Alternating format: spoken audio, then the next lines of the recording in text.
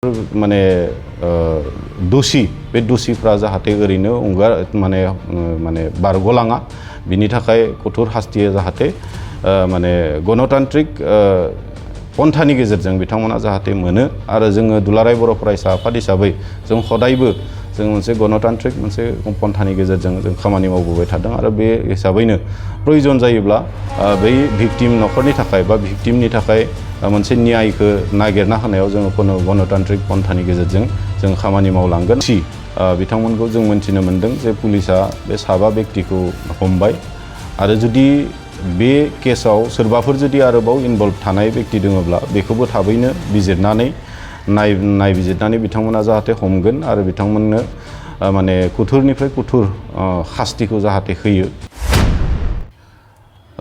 थांनाय 22 तारिख मोनाबिलियाव माजबादावहाय जि सासे गरखा कमिउनिटिनि क्लास 9आव फरायबाय थानाय हिन्जावसा गथ'खौ साबा व्यक्तिया रेप खालामनाय जि मोनसे घटना बेखौ लानानै जों खोब दुखु फोरमायदों। जों बे जाथायखौ जोङो कन्डेम खालामदों। बारे बारे बेबायदि जाथाय जाबाय थानायखौ जोङो रावबो निश्चय सह्य खालामा। जों दुलाराय बर' फरायसा आफादाबो मालाबाबो जों सह्य खालामा आरो बेबायदि जाथायफोरा जाहाथे उननि समाव जाया बेनि थाखाय कठोर बेबस्था जोंनि प्रशासन फारसेनिफ्राय लानांगौ जों बेखौ डिमान्ड खालामदों। लोगोसेनो बेयावहाय जे भिक्टिम बे भिक्टिम न'खरा जाहाथे न्यायखौ मोनो जों बिनि थाखाय प्रशासन आरो आसाम सरकारनिसिम जों डिमान्ड खालामदों। लोगोसेनो जोङो कन्डेम खालामगोन बे रेप केस जि जाथायखौनो लानानै दिनै जि न' सावलायनाय मोनसे आरोबाव गोदान मोनसे जाथाय सृष्टि जादों। बे जाथायखौबो दुलाराय बर' फरायसा आफाद उदालगुरि जिल्ला हिसाबै बा दुलाराय बर' फरायसा आफाद हिसाबै जोङो कन्डेम खालामदों। मानोना जोङो बे बिटिआर बाखिफ्रा साफ्रोमनिबो सेस्तानि गेजेरजों जोङो मोनसे गोजोनखौ गायसननायनि मोनसे लामायाव जों दिनै आरो जोंनि ओनसोलफोराव मोनसे गोजोन थासारि दिनै जों मोनफैदों। दा बेबायदि समाव जोंनि गेजेराव गावजों गावनि गेजेरावनो जुदि बेबायदि न' सावलायनाय जुदि घटनाफोरा जायोब्ला बियो जोंनि थाखाय खोब मोजां मोनसे साइन नङा। खारन जों बारलांनाय समफोराव जों मोनदों नुबोदों जे बेबायदि फिसा फिसा मोनफा मोनफा जाथायनिफ्रायनो जोङो रावबो लुबैयै मालाबाबो सानफेरि बेबायदि गिदिर गिदिर जाथायफ्रा माने जानाय बेबायदि समफोरखौ जों बारबोदों। दा गतिके बेनिखायनो दा बेफोरबायदि जाथायफोरा जाहाथे जाया बिनि थाखाय साफ्रोमबो बिटिआर बाखिफ्रा बा जोंनि उदालगुरि बाखिनि साफ्रोमबो व्यक्तिफ्रा जाहाथे खामानि मावो जों बेखौ खावलायगोन। बयबो रायजो राजानिसिम जों खावलायगोन।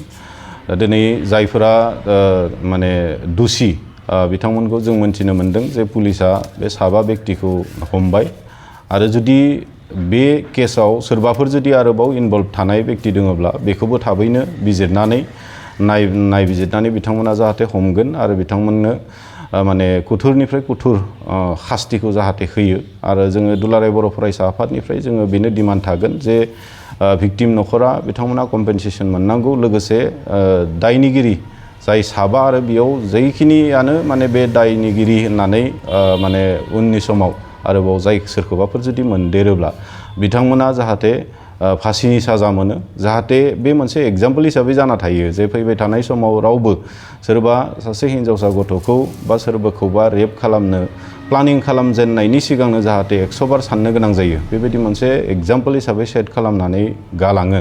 नैबे जाथायनि गेजेरजों बे केसखौ बिजिरनायनि गेजेरजों जों दुलाराय बर' फरायसा आफाद उदालगुरि जिल्लानिफ्राय बेखौनो खावलायगोन।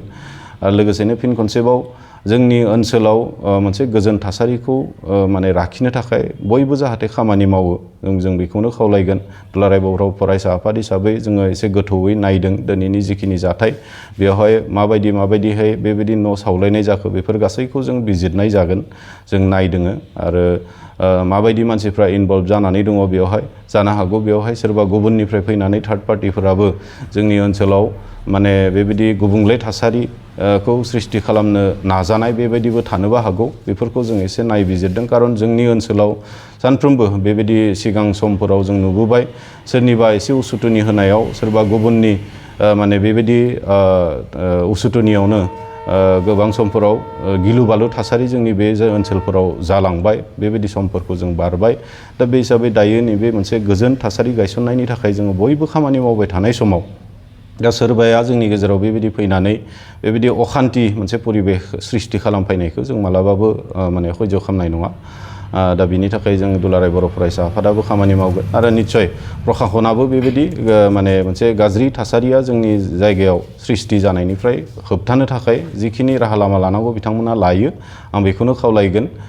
जोबथारनायाव फिन खनसेबाव माने प्रखाखन फारसेथिं माने जोंनिफ्राय बे खावलायनाया थागोन जाहाथे बै जायफोर माने दोषि बे दोषिफ्रा जाहाथे ओरैनो माने बारग'लाङा बिनि थाखाय कठोर हास्तिया जाहाथे माने गणतान्त्रिक पन्थानि गेजेरजों बिथांमोना जाहाथे मोनो आरो जोङो दुलाराय बर' फरायसा आफाद हिसाबै जों हदायबो जों मोनसे गणतान्त्रिक मोनसे पन्थानि गेजेरजों जों खामानि मावबोबाय थादों आरो बे हिसाबैनो प्रयोजन जायोब्ला बै भिक्टिम न'खरनि थाखाय बा भिक्टिमनि थाखाय मोनसे न्यायखौ नागिरना होनायाव जोङो गणतान्त्रिक पन्थानि गेजेरजों जों खामानि मावलांगोन आरो बयबो रायजो राजाखौबो खावलायगोन बेबायदि माने हिंसायारि आखुजों मालाबाबो जोङो न्यायखौबो मोननो हाया बेयो अकल जोंनियाव अनिस्थल'सो लाबोयो दा बिनि थाखाय गणतान्त्रिक पन्थानि गेजेरजोंनो जोङो बै भिक्टिम न'खरनो जाहाथे न्यायखौ माने होनो हायो बिनि थाखाय बयबो जाहाथे खामानि मावो बेखौनो खावलायबाय। मोनसे गोजोनथाव खौरां नोंथाङा नोंथांनि न'खौ समायना रमायना जोंख्लाब माख्लाब खालामनो गोसो दं नामा? थारैनो नोंथाङा नोंथांनि न'खौ समायना रमायना साजायनो गोसो दंब्ला नोंथांमोननि थाखाय बिजनेस बेन्स प्रडाक्ट्स कम्पानिया गोजोनथाव खौरां लानानै फैदों। गोदान बोसोर रंजालि बैसागु फोरबोजों लोब्बा लाखिनानै बेन्स प्रडाक्ट्स कम्पानिया नोंथांमोननि थाखाय अफार होनाय जादों। चिरां जिल्ला बेंटल गेट 27 राजा लामानि एबा सिबिथाय लामानि साखाथियाव नोंथांनि न'खौ समायना रमायना खालामनो गोसो जानाय रायजो राजाफोरनि थाखाय बिजनेस बेन्स प्रडाक्ट्सआ लानानै फैदों गोजोनथाव खौरां।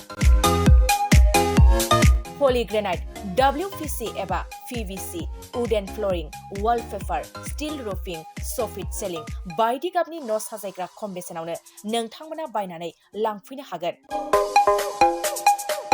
बेनि अनगायैबो नोंथाङा गोबां बाथ्रा मिथिनो थाखाय नैबे 8474015053 जानबुं नम्बरनि गेजेरजों नोंथाङा फन खालामनानै मिथिनो हागोन।